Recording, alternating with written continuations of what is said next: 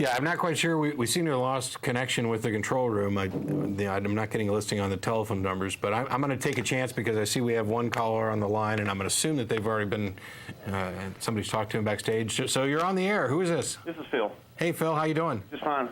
Mr. Loewe, is that how you pronounce it? Loewe, Mark Loewe, yes. Mr. Loewe, you mentioned, gave a good dissertation, I guess, of the tax test and how you determined you've got these incorrect answers, but you didn't really offer an explanation on why it is the way it is. Are these two answers that you alluded to, are they somehow segue into a religious slant of any kind, or are they just fundamentally wrong answers? This is straight science, straight physics questions.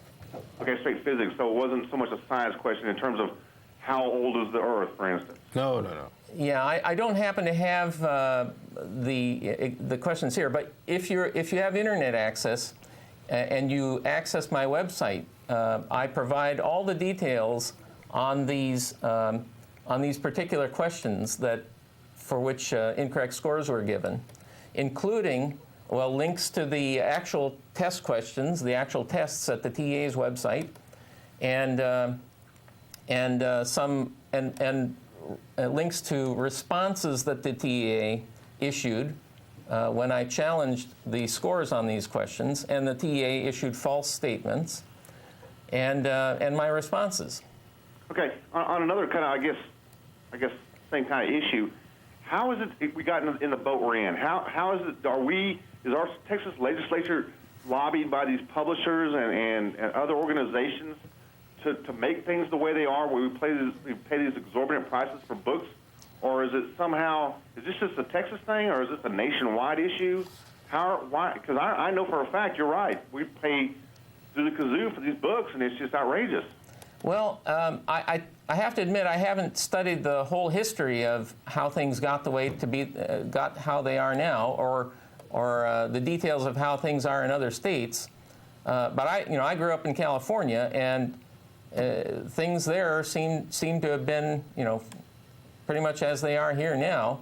So when I was going through elementary school and in the 1960s in California, we were issued books at the beginning of the school year, and we had to give them back at the end of the school year.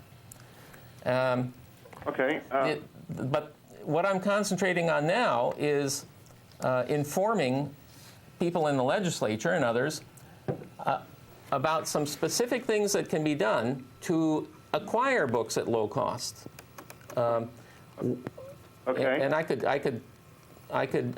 have those at my website, but I could give you a brief. That's fine. One last question I'd like to get in, if you don't mind. Mm-hmm. Okay.